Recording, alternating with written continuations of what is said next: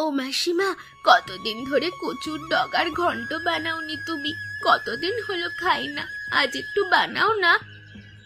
ওরে আমার নবাব জাদি, ও যখন যা বলবে আমাকে তাই বানাতে হবে। এই রে, তুই কে রে? কি পেয়েছিস রে আমাকে? কি বলছো মাসিমা? আমি তোমার কি পাবো?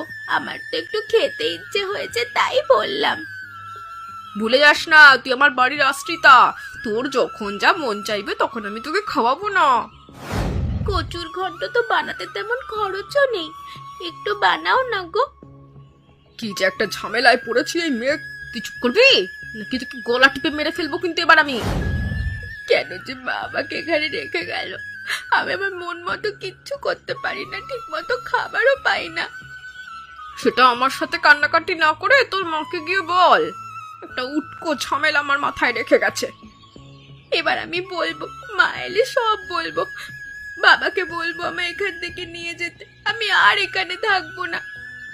থাকতে হবে না তোকে এখানে, আমি তো চাই তুই এখান থেকে চলে যা। তোকে না আমার আর সহ্য হয় না। তোর বাপ মা যে কেন বোঝে না কে জানে। আর আমাকে নিয়ে তোমার সমস্যায় পড়তে হবে না, আমি চলে যাব, বাবা এলেই চলে যাব। আরে যা যা, বারবার এক কথা বলার কি মানে? আর যে কতদিন আছিস চুপচাপ আশ্রিতার মতন থাকবি। যখন যা দেবো তাই খাবি, কোনো বায়না নয়।